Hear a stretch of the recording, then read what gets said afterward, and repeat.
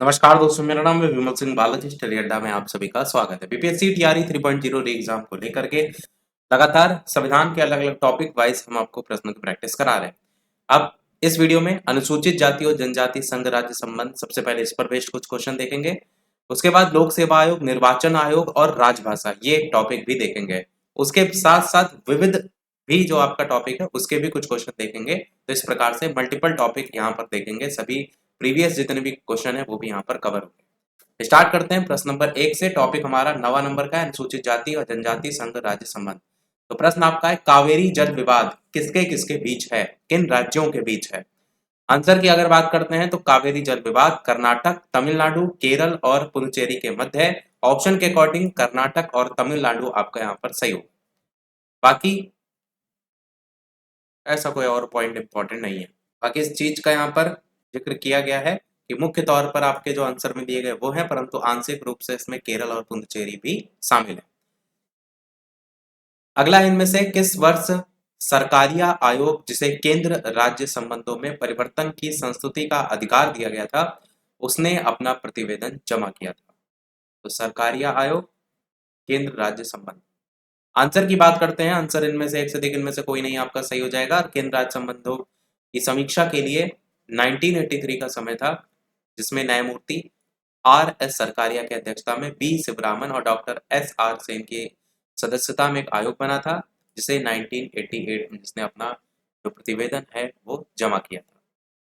अगला है, भारतीय संविधान के कौन से अनुच्छेद के अंतर्गत लोकसभा में अनुसूचित जातियों के आरक्षण का प्रावधान किया गया। ये क्वेश्चन हमने पिछले वाले वीडियो में आपसे पूछा था। 330, 331, 332, 333। आंसर आपका जितने लोग का 330 आया था सभी का सही है। भारतीय संविधान के भाग 16 के अनुच्छेद 330(1) का में लोकसभा में अनुसूचित जातियां और अनुसूचित जनजातियों के लिए स्थानों के आरक्षण का प्रावधान है। अनुच्छेद 331 की बात करते हैं तो लोकसभा में आंग्ल भारतीय समुदाय का प्रतिनिधित्व को लेकर के बात की गई, जिसको समाप्त भी कर दिया गया है। अनुच्छेद 332 में राज्य की विधानसभाओं में अनुसूचित जाति और अनुसूचित जनजाति के लिए आरक्षण का प्रावधान है, और अनुच्छेद 333 में राज्यों की विधानसभाओं में आंग्ल भारतीय समुदाय का प्रतिनिधित्व, जिसको भी समाप्त कर दिया गया है। अगला है, 14 अगस्त 2007 को संसद द्वारा भारतीय संविधान में संशोधन के उपरांत अब अनुसूचित जाति की सूची में जातियों की संख्या जो है वो कितनी हो गई है। आंसर की बात करते हैं। आंसर हो जाएगा आपका ऑप्शन नंबर बी, यानी कि 1206। तो 2007 को संसद द्वारा भारतीय संविधान में संशोधन के उपरांत अब अनुसूचित जाति की सूची है, उसमें जाति जो अनुसूचित जाति है उनकी संख्या 1206 हो गई है। सामाजिक न्याय और अधिकारिता मंत्रालय के जो आंकड़े हैं 2018 के, उसके अकॉर्डिंग वर्तमान में कुल अनुसूचित जातियों की कुल संख्या 2479 है। बाकी कुछ ऐसे भी भारतीय राज्य हैं जिसमें अनुसूचित जातियों की संख्या शून्य है, जिसमें अरुणाचल प्रदेश, मिजोरम, मेघालय, नागालैंड, लक्षद्वीप, ये सब देखने को मिलता है, पर ये रिपोर्ट के अकॉर्डिंग है। अगला है, भारत के राष्ट्रपति को विशिष्ट केंद्र राज्य राजकोषीय संबंधों के बारे में सुझाव किसके द्वारा दिया जाता है। वित्त मंत्री, भारतीय रिजर्व बैंक, योजना आयोग, वित्त आयोग। आंसर हो जाएगा आपका ऑप्शन नंबर डी, यानी कि वित्त आयोग। तो संविधान का अनुच्छेद 280 है, यह उल्लेख है करता है कि राष्ट्रपति संविधान के प्रारंभ से 2 वर्ष के भीतर तथा प्रत्येक 5 वर्ष की समाप्ति पर वित्त आयोग का गठन करेगा। आयोग का प्रमुख कार्य क्या है? केंद्र राज्य से संबंधित वित्त के बारे में राष्ट्रपति को सुझाव देना। आयोग द्वारा पेश की गई सिफारिश को राष्ट्रपति संसद की पटल पर रखता है। अगला है, भारतीय संविधान का कौन सा अनुच्छेद संवैधानिक प्रावधानों की संघीय संसद, राज्य विधान पालिकाओं के द्वारा बनाए गए नियम कानूनों पर प्राथमिकता प्रदान करता है। आंसर हो जाएगा आपका 245। 245 से 255 में संघ और राज्यों के बीच विधायी शक्तियों का वितरण का वर्णन किया गया है। 245 के अनुसार संसद द्वारा बनाए गए कानूनों के बारे में राज्य क्षेत्रीय प्रवर्तन के आधार पर आपत्ति नहीं की जा सकती। तो ये चैप्टर में इतने ही क्वेश्चन थे। अब यहाँ से हमारा अगला चैप्टर स्टार्ट हो रहा है, जो कि है लोक सेवा आयोग, निर्वाचन आयोग और राजभाषा। ये चैप्टर ज्यादा इंपॉर्टेंट है पिछले वाले के मुकाबले। इनमें से किस भारतीय राज्य संघ या राज्य क्षेत्र में डोंगरी भाषा बोली जाती है? यूपी, तमिलनाडु, बिहार, जम्मू कश्मीर और लद्दाख। आंसर हो जाएगा जम्मू कश्मीर और लद्दाख, जहां पर डोंगरी भाषा बोली जाती है। इसकी लिपि का नाम टाकरी है। गुरुमुखी लिपि का प्रादुर्भाव इसी से माना जाता है। प्रारंभिक रूप से इसका विकास 10वीं तथा 11वीं शताब्दी में हुआ था। उल्लेखनीय कि वर्ष 2003 में से भारतीय संविधान के 8वीं अनुसूची में शामिल किया गया था। इनमें से कौन सा कथन मैथिली भाषा के बारे में सही है? ये बिहार की एकमात्र भाषा है जिसकी अपनी लिपि तिरहुतिया है। या फिर यह एक द्रविड़ भाषा है? कथन पहला सही, दोनों सही है, दूसरा सही है, ना तो पहला ना तो दूसरा, कौन सा सही होगा? आंसर की बात करते हैं। पहला कथन यहाँ पर सही होगा, केवल और केवल कि ये बिहार की एकमात्र भाषा है मैथिली भाषा, और इसकी अपनी लिपि है तिरुतिया, तो ये याद रखना है। और जो द्रविड़ भाषा करके लिखा हुआ है, ये आपका ऑप्शन गलत हो जाएगा, क्यों? क्योंकि इसे हिंद आर्य परिवार की भाषा माना जाता है, ना कि द्रविड़। ये बिहार और झारखंड राज्यों में नेपाल के तराई क्षेत्रों में बोली जाती है। 2003 में 92वें संविधान संशोधन के माध्यम से मैथिली को 8वीं सूची में शामिल किया गया था। तो ये भी संविधान संशोधन आपको याद रखना है। भारत के निर्वाचन आयोग द्वारा कौन पहली ट्रांसजेंडर चुनावी एम्बेसडर नियुक्त जो है वो की गई? कंगना रनावत, गौरी सावंत, सांबी गिरी, पद्मिनी प्रकाश? आंसर हो जाएगा बी, गौरी सावंत। और भारत के निर्वाचन आयोग द्वारा 2019 का, मतलब पुरानी करंट अफेयर हो गया, मेन आपको यही याद रखना है। अच्छा, ये भी है कि पहली है देश की, तो करंट अफेयर अब ये जीके बन चुकी है, तो इसलिए भी याद रख सकते हैं। बाकी भारतीय संविधान का भाग आपका 15 है, जिसमें अनुच्छेद 324 से 329 तक निर्वाचन संबंधी प्रावधान है। चुनावी बॉन्ड योजना का शुभारंभ जो है वो कब हुआ था? 2018 जनवरी में, अप्रैल 2018, अप्रैल 2019, दिसंबर 2019? आंसर हो जाएगा पहला, यानी जनवरी 2018 में आपका शुभारंभ चुनावी बॉन्ड योजना का हुआ था।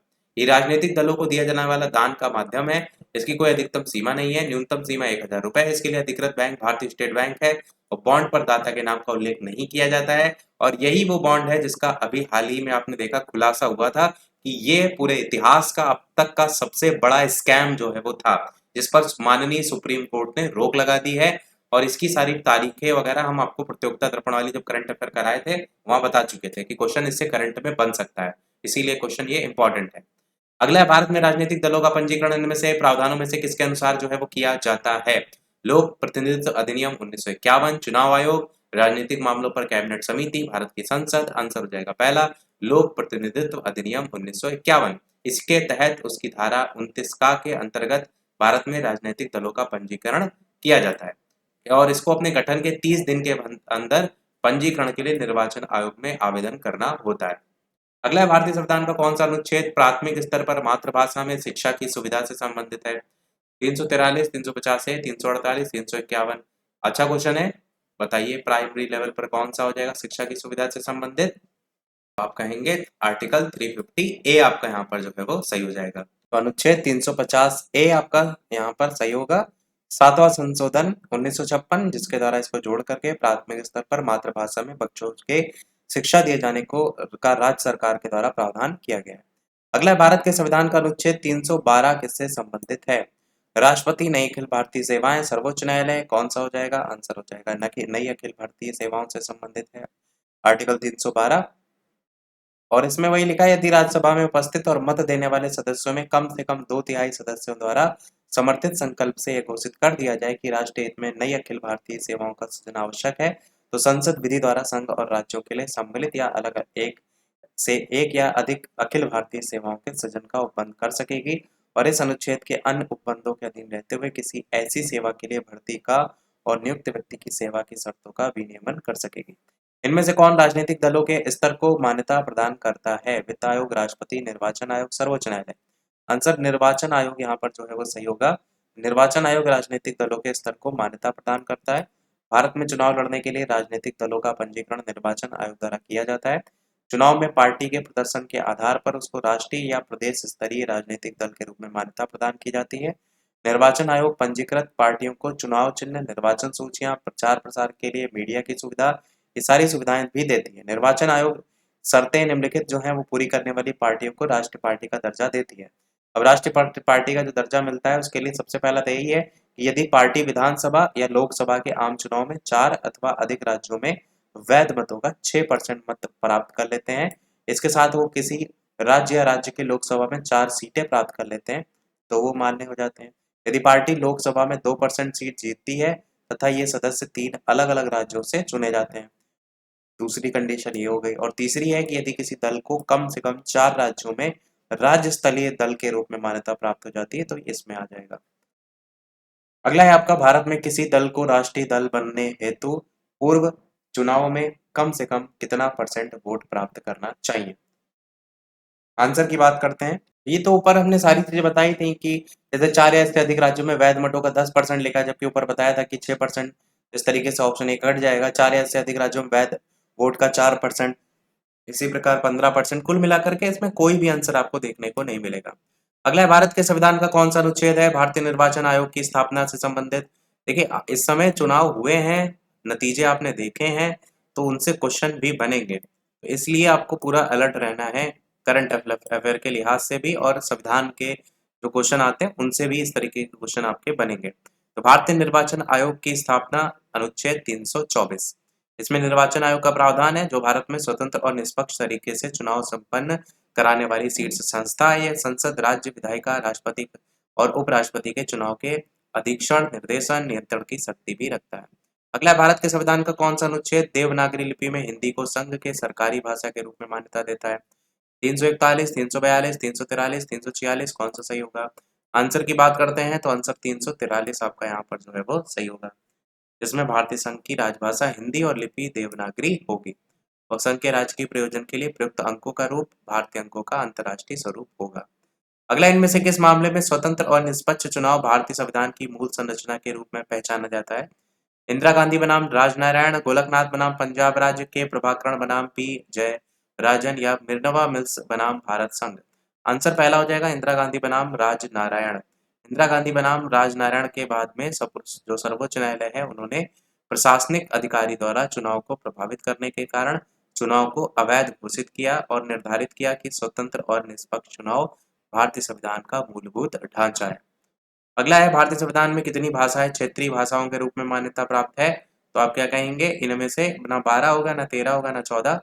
तो यहाँ पर आपका सही हो जाएगा कि मान्यता प्राप्त भाषाओं की संख्या 18 से बढ़कर 22 हो गई है। वर्तमान में कुल भाषाओं को जो मान्यता प्राप्त है वो 8वीं अनुसूची में टोटल 22 भाषाएं। 92वें संविधान संशोधन द्वारा 8वीं अनुसूची में 4 भाषाएं बोडो, डोगरी, मैथिली और संथाली इनको शामिल किया गया था, जिससे ये 18 से 22 हो गई थी। अगला है, वर्तमान में भारत के मुख्य चुनाव आयुक्त, तो ऑप्शन के अकॉर्डिंग तो पुराना क्वेश्चन है, तो ये आपका यहाँ पर याद रखने की आवश्यकता नहीं है। पहले चुनाव आयुक्त थे सुकुमार सेन, वर्तमान में देखेंगे तो मुख्य चुनाव आयुक्त है राजीव कुमार, जिन्होंने 12 मई 2022 को 25वें मुख्य चुनाव आयुक्त के रूप में कार्यभार संभाला। भारत के विभिन्न राजनीतिक दलों को राष्ट्रीय या क्षेत्रीय जो दल का दर्जा दिया जाता है, वो अधिकार किसके पास होता है? बढ़िया क्वेश्चन है, क्योंकि मैंने पहले भी कहा इलेक्शन से रिलेटेड क्वेश्चन आपके बनेंगे। चैनल पर जो नए हो सब्सक्राइब करके भी जुड़ जाइएगा, नोटिफिकेशन बेल भी ऑन कर लीजिएगा, और लाइक सभी लोग अवश्य करते रहिएगा। इसी प्रकार आगे भी प्रश्नों की प्रैक्टिस कर रहे हैं, सारे प्रीवियस ईयर भी इसमें कवर हो रहे हैं, इस तरीके से हम देख रहे हैं। लाइक का टारगेट 400 लाइक जल्दी से कंप्लीट कर दीजिएगा, पीडीएफ टेलीग्राम चैनल पर भेज देंगे हम आपको, और पहले जो भेज चुके हैं वो आप डाउनलोड कर लीजिएगा। आंसर चुनाव आयोग यहाँ पर आपका सही हो जाएगा। राजनीतिक दलों को राष्ट्रीय क्षेत्रीय दल का दर्जा चुनाव आयोग देता है। वर्तमान में भारत में राष्ट्रीय दलों की कुल संख्या 8 है। नवीनतम जो है वो आपकी नेशनल पीपुल्स पार्टी है। भारतीय संविधान के अनुच्छेद 324 में चुनाव आयोग के गठन से संबंधित प्रावधान है। अगला है, संघीय लोक सेवा आयोग के अध्यक्ष की नियुक्ति कौन करता है? संसद, राष्ट्रपति, मुख्य न्यायाधीश या प्रवर समिति? आंसर यहाँ पर राष्ट्रपति जो है वो सही हो जाएगा। संविधान के अनुच्छेद 315 में संघ के लिए एक लोक सेवा आयोग और प्रत्येक राज्य के लिए एक लोक सेवा आयोग का उपबंध जो है वो किया गया है। 2 या 2 से अधिक राज्यों की प्रार्थना पर संसद उनके लिए संयुक्त लोक सेवा आयोग की स्थापना कर सकती है। अनुच्छेद 316 के अधीन भारतीय संविधान में लोक सेवा आयोग को संवैधानिक निकाय बनाया गया है। संघ लोक सेवा आयोग तथा संयुक्त लोक सेवा आयोग के अध्यक्ष और सदस्यों की नियुक्ति राष्ट्रपति द्वारा की जाती है। बाकी आर्टिकल 316 जो 1 है, इसके तहत राज्यपाल राज्य लोक सेवा आयोग के अध्यक्ष और सदस्यों की नियुक्ति करता है। संघ लोक सेवा आयोग के सदस्य पद ग्रहण से 6 वर्ष अथवा 65 वर्ष, या राज्य की जब बात होगी तो राज्य लोक सेवा आयोग के सदस्य पद ग्रहण से 6 वर्ष तथा 62 वर्ष की उम्र प्राप्त करने पर पद मुक्त हो जाते हैं। राज्य लोक सेवा आयोग का अध्यक्ष किसके द्वारा नियुक्त किया जाता है? आंसर हो जाएगा आपका ऑप्शन नंबर सी, यानी कि राज्य के राज्यपाल के द्वारा जो है वो नियुक्त किया जाता है, क्योंकि राज्य की बात हो रही है और ऊपर बताया भी। अगला है, संघ लोक सेवा आयोग अपना वार्षिक प्रतिवेदन किसको सौंपता है? प्रधानमंत्री, राष्ट्रपति, लोक सेवा अध्यक्ष, गृह मंत्री? तो आंसर राष्ट्रपति यहाँ पर सही हो जाएगा। संघ लोक सेवा आयोग अपनी वार्षिक प्रतिवेदन राष्ट्रपति को सौंपता है, और राष्ट्रपति इस प्रतिवेदन को संसद के पटल पर रखवाता है अनुच्छेद 323 के तहत। अगला है, निर्वाचन आयुक्त को हटाया जा सकता है मुख्य निर्वाचन आयुक्त के द्वारा, मुख्य निर्वाचन आयुक्त के परामर्श पर, राष्ट्रपति के द्वारा, प्रधानमंत्री के द्वारा, या भारत के मुख्य न्यायाधीश के द्वारा? आंसर की बात करते हैं तो निर्वाचन आयोग को हटाया जा सकता है मुख्य निर्वाचन आयुक्त जो है उसके परामर्श पर राष्ट्रपति के द्वारा, जबकि मुख्य निर्वाचन आयुक्त को उसके पद से उसी रीति से हटाया जाएगा जिस रीति से उच्चतम न्यायालय के न्यायाधीश को हटाया जा सकता है। आर्टिकल 324 में ये बस सब क्लॉज अलग अलग हैं। तो ये चैप्टर भी समाप्त हुआ। अब हम बात करते हैं विविध के प्रश्नों की। विविध प्रश्नों में सब जितना भी अब तक आपने पढ़ा है सब मिश्रित प्रश्न आपको देखने को मिलेंगे। तो इसमें क्वेश्चन कुछ अभी करा रहे हैं, कुछ अगले टॉपिक के साथ करा देंगे। अंतर्राष्ट्रीय न्यायालय कहाँ स्थित है? रोम, हेग, न्यूयॉर्क या जेनेवा? तो इसका मुख्यालय हेग में स्थित है। द हेग करके लिखा रहता है। इसको 1945 में संयुक्त राष्ट्र के चार्टर के द्वारा स्थापित किया गया था और अप्रैल 1946 में इसने काम करना चालू कर दिया था। इसमें कुल 15 न्यायाधीश होते हैं जो 9 वर्ष के कार्यकाल के लिए चुने जाते हैं। अगला, कौन सा राज्य निजी क्षेत्र में स्थानीय लोगों को आरक्षण नहीं प्रदान करता है? आंध्र प्रदेश, बिहार, हरियाणा या झारखंड? आंसर हो जाएगा आपका बिहार। बिहार राज्य निजी क्षेत्र में स्थानीय लोगों को आरक्षण प्रदान नहीं करता है, जबकि आंध्र प्रदेश, हरियाणा और झारखंड निजी क्षेत्र में स्थानीय लोगों को आरक्षण प्रदान करता है। अगला है, भारत में जिला स्तर पर उपभोक्ता विवाद निवारण के संदर्भ में कौन सा कथन सही नहीं है? तो डायरेक्ट जो कथन गलत है उसी की बात कर लेते हैं। इनमें से एक से अधिक कथन गलत है। यानी भारत में जिला स्तर पर उपभोक्ता विवाद निवारण के प्रावधानों के अनुसार जिला फोरम उन शिकायतों पर विचार करता है जहां वस्तुओं या सेवाओं का मूल्य 50 लाख रुपए से अधिक नहीं होता है। साथ ही राज्य सरकार यदि उचित समझे तो एक जिले में एक से अधिक जिला फोरम की भी स्थापना की जा सकती है। और दूसरी चीज जो बात की गई है वो आपका है 50 लाख रुपए से कम होना चाहिए। ऐसा कोई व्यक्ति जो जिला न्यायाधीश है या रह चुका है या होने की अर्हता है, इसका अध्यक्ष होगा तथा 2 अन्य सदस्य होंगे जिसमें एक महिला भी जो है वो होंगी। अगला, इनमें से किसे समुदाय विकास के पहले कार्यक्रम के रूप में स्थापित किया गया था? सहयोग आंदोलन, राष्ट्रीय विस्तार सेवा, एकीकृत ग्रामीण विकास? कौन सा होगा? आंसर हो जाएगा बी, राष्ट्रीय विस्तार सेवा। समुदाय विकास के पहले कार्यक्रम के रूप में राष्ट्रीय विस्तार सेवा को स्थापित किया गया था। राष्ट्रीय विस्तार सेवा अप्रैल 1953 में तैयार किया गया था। उद्घाटन इसका 2 अक्टूबर 1953 को हुआ था। गठन इसका तब किया गया था जब भारत सरकार ने महसूस किया सामुदायिक विकास कार्यक्रम जिसे 1952 में बनाया गया था, वित्त की कमी के कारण पूरे भारत में लागू इसको नहीं किया जा सकता था। अगला, किस समिति ने प्रतिस्पर्धा अधिनियम 2022 को अधिनियमित करने का सुझाव जो है वो दिया था? विजय केलकर समिति, रंगराजन समिति, राघवन समिति? कौन सा सही होगा? आंसर की बात करें तो ऑप्शन सी यानी कि एस राघवन समिति सही हो जाएगा। प्रतिस्पर्धा अधिनियम 2022 राघवन समिति की अनुशंसा पर एकाधिकार तथा अवरोधक व्यापार व्यवहार अधिनियम 1969 को निरस्त करके इसके स्थान पर प्रतिस्पर्धा अधिनियम 2002 लाया गया था। यह आयोग एक अर्ध न्यायिक निकाय है जो कि सांविधिक प्राधिकरण जो है उनको परामर्श देता है और इस अध्यक्ष और अन्य सदस्य पूर्णकालिक सदस्य जो है इसके होते हैं। विवाद से विश्वास बिल 2020 को मार्च 2020 में लोकसभा ने मंजूरी दी थी। ये किससे संबंधित है? तो ये संबंधित है प्रत्यक्ष कर से। उच्चतम न्यायालय द्वारा हाल ही में फैसला सुनाया गया कि सभी महिला अधिकारी भारतीय सेना में स्थायी कमीशन की हकदार हैं। तो ये जो फैसला है इसने एक संघर्ष समाप्त किया जो कि 2003 में शुरू हुआ था। इसकी पहली याचिकाकर्ता इनमें से कौन थी? आंसर की बात करेंगे तो बबीता पुनिया का नाम यहाँ पर निकल करके आता है। पहली याचिकाकर्ता बबीता पुनिया थी। हाल ही में किसके द्वारा सेवा विस्तार को मंत्रिमंडल की नियुक्ति समिति ने मंजूरी दी है? तो कौन थे इनमें से? आंसर हो जाएगा सामंत कुमार गोयल। रॉ के जो ये थे, रॉ के सचिव सामंत कुमार गोयल का सेवा विस्तार 1 वर्ष के लिए मंत्रिमंडल ने मंजूरी दी। वैसे 2022 का क्वेश्चन है तो पुराने हो गया है। भारतीय प्रशासन में विभाजन प्रणाली किससे संबंधित है? तो किससे संबंधित है? लेखा परीक्षण, केंद्र राज्य, नीति कार्यान्वयन या अखिल भारतीय सेवाएं? आंसर यहाँ पर सी हो जाएगा यानी नीति या कार्यान्वयन। तो पोर्टफोलियो प्रणाली से मंत्रालय विभाग विभाजन का सूत्रपात हुआ है। अनुच्छेद 77 के अधीन कार्य संचालन हेतु विभाग विभाजन प्रणाली अपनाई गई है। इस योजना के अधीन सचिवालय का कार्य केवल नीतियों को बनाने से संबंधित होना चाहिए, नीति क्रियान्वयन की प्रक्रिया से इन्हें दूर रहना चाहिए। अगला, भारतीय संविधान का अनुच्छेद 300 किससे संबंधित है? मुकदमे और कार्यवाही, सरकारी ठेके, महान्यायवादी, व्यापार और वाणिज्य पर प्रतिबंध? आंसर हो जाएगा मुकदमे तथा कार्यवाही। भारतीय संविधान का अनुच्छेद 300 वाद तथा कार्यवाही से संबंधित है, अर्थात भारत सरकार अथवा राज्य सरकार के विरुद्ध कोई मुकदमा किस नाम से संस्थित किया जाएगा या कहेंगे अथवा भारत सरकार और राज्य सरकार किस नाम से वाद ला सकती है, अनुच्छेद 300 के अधीन इसमें उपबंध किया गया। एग्जाम्पल भी दिया गया, जैसे मेनका गांधी बनाम भारत संघ, ए के गोपालन बनाम मद्रास राज्य, ऐसा एग्जाम्पल भी यहाँ पर दिया गया।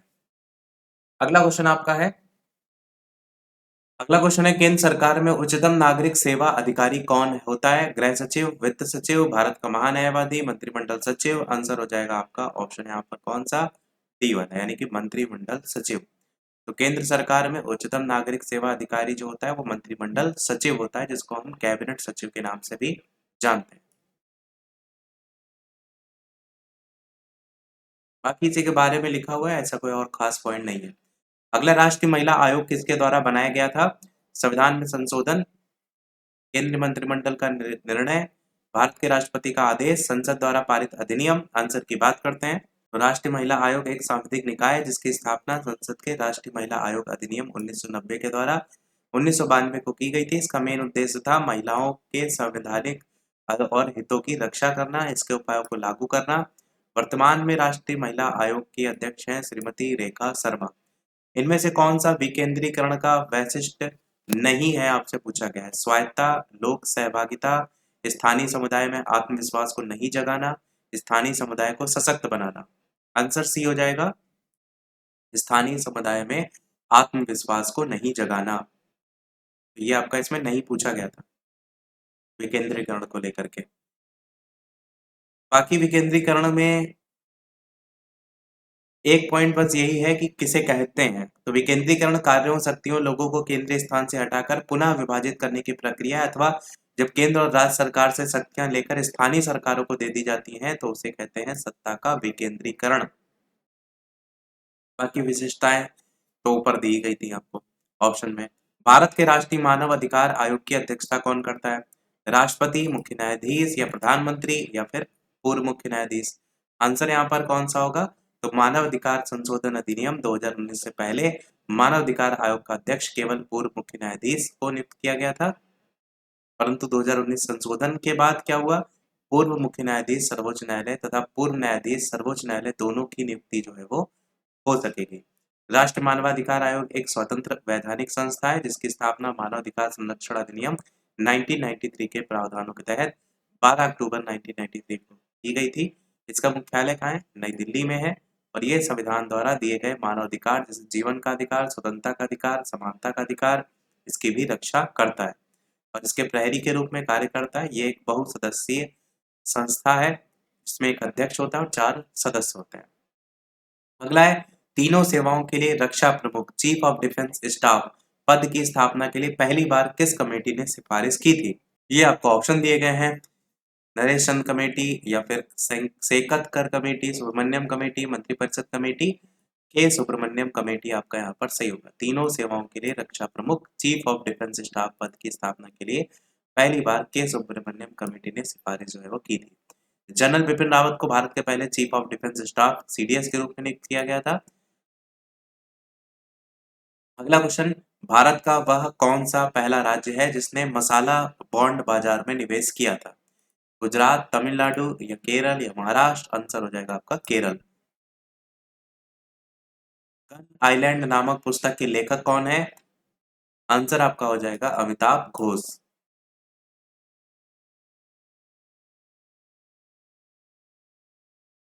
इनको ज्ञानपीठ पुरस्कार मिल चुका है, वो भी लास्ट लाइन में बताया गया। अगला है, एशिया का पहला देश कौन सा है जिसने समान लिंगों में शादी को कानूनी मान्यता दे दी? तो ताइवान आपका यहाँ पर जो है वो सही हो जाएगा। एज अ करंट अफेयर ये पूछा गया होगा। पिछड़ा वर्ग आयोग के पहले अध्यक्ष कौन थे? बीपी मंडल, काका कालेलकर, जगजीवन राम, के एम मुंशी। आंसर यहाँ पर आपका काका कालेलकर जो है वो सही हो जाएगा। पिछड़ा वर्ग आयोग के पहले अध्यक्ष थे काका कालेलकर। देश में सामाजिक और शैक्षणिक दृष्टि से पिछड़े वर्गों को ज्ञात करने, उनकी एक सूची तैयार करने की दृष्टि से 1953 को राष्ट्रपति द्वारा काका कालेलकर की अध्यक्षता में आयोग की स्थापना की गई थी। पिछड़े वर्ग से संबंधित अखिल भारतीय स्तर का यह पहला आयोग था।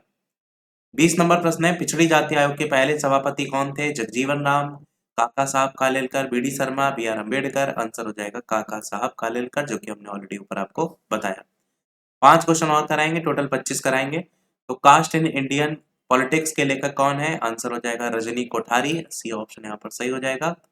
प्रकाशन हुआ था इसका 1970 में। किताब में लोकतंत्र के समक्ष संभावित संकटों की चर्चा वगैरह भी जो है इसमें की गई है। अनुच्छेद 35A के प्रावधान को भारतीय संविधान में शामिल किया गया था 1947, 50, 53, 54। आंसर हो जाएगा आपका 1954। भारतीय संविधान में अनुच्छेद 35A को 1954 में शामिल किया गया था। 2019 में राष्ट्रपति द्वारा संसद की सिफारिश पर भारत के संविधान के अनुच्छेद 370 के खंड 1 के 7 खंड 3 के द्वारा प्रदत्त शक्तियों का प्रयोग करते हुए अनुच्छेद 370 और 35A को समाप्त कर दिया गया था।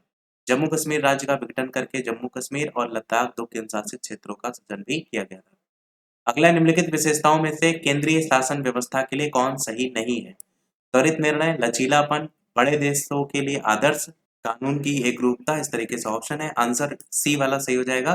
केंद्रीय शासन व्यवस्था या एकात्मक शासन व्यवस्था छोटे देशों के लिए ज्यादा उपयुक्त शासन व्यवस्था होती है, जबकि संघात्मक जो शासन व्यवस्था है वो बड़े देशों के लिए आदर्श शासन व्यवस्था जो है वो होती है। 24 नंबर प्रश्न है, स्वतंत्र भारत का पहला राष्ट्रपति कौन? जवाहरलाल नेहरू, राजेंद्र प्रसाद, सरदार पटेल जी, लाल बहादुर शास्त्री, ये तो सभी को पता है। कब से कब तक रहे थे? 26 जनवरी 1950 से 13 मई 1962। लास्ट क्वेश्चन, इसके बाद एक क्वेश्चन आपसे भी पूछेंगे। स्वतंत्र भारत के पहले राष्ट्रपति कौन थे? राष्ट्रपति कौन नहीं थे, कहां से थे? तो उत्तर प्रदेश, आंध्र प्रदेश, बिहार या तमिलनाडु? तो आप सभी को बता भी चुके हैं, ऊपर लिखा भी हुआ है, राजेंद्र प्रसाद जी बिहार से थे, तो बिहार आपका आंसर यहाँ पर सही हो जाएगा। तो क्वेश्चन हमने करा दिए सारे इस टॉपिक के अकॉर्डिंग। अब एक क्वेश्चन आपके लिए, जैसा कि सभी वीडियो में हम आपसे एक प्रश्न पूछते हैं, इसके अलावा वीडियो लाइक से सब्सक्राइब करते रहिएगा। जो ये हमारा पॉलिटी वाला कॉन्स्टिट्यूशन या संविधान वाला टॉपिक चल रहा है, एक आखिरी टॉपिक और रह गया है वो, और उसके साथ साथ विविध के जितने बचे हुए क्वेश्चन है वो समाप्त हो जाएगा। उसके साथ ही हमारा पूरा कॉन्स्टिट्यूशन समाप्त हो जाएगा। हमने लगभग साइंस वगैरह भी सब कराई दिए, साइंस के तो करा ही रहे, केवल हमारा जो रह गया पोर्शन एक भूगोल वाला रह गया। बाकी हम अब तक सब करा चुके हैं। प्लेलिस्ट में कोई वीडियो नहीं देखा हो देख लीजिएगा। इसके बाद हमारा जो मेन फोकस होगा वो प्रैक्टिस सेट पर ही होगा। बाकी अगर कुछ रह जाया गया हो या कुछ सुझाव हो तो वो आप कमेंट में बता दीजिएगा। ये प्रश्न आपके लिए है, योजना आयोग की स्थापना कब हुई थी? 10 मार्च 1950, 15 मार्च 1950, 16 मार्च 1951, 20 मार्च 1950। अपना आंसर वीडियो के मेन कमेंट में बताइएगा। आज के वीडियो में फिर इतना ही रखते हैं, मिलते हैं अगले वीडियो में कुछ नए प्रश्नों के साथ, नए टॉपिक के साथ। तब तक के लिए सभी को नमस्कार, जय हिंद।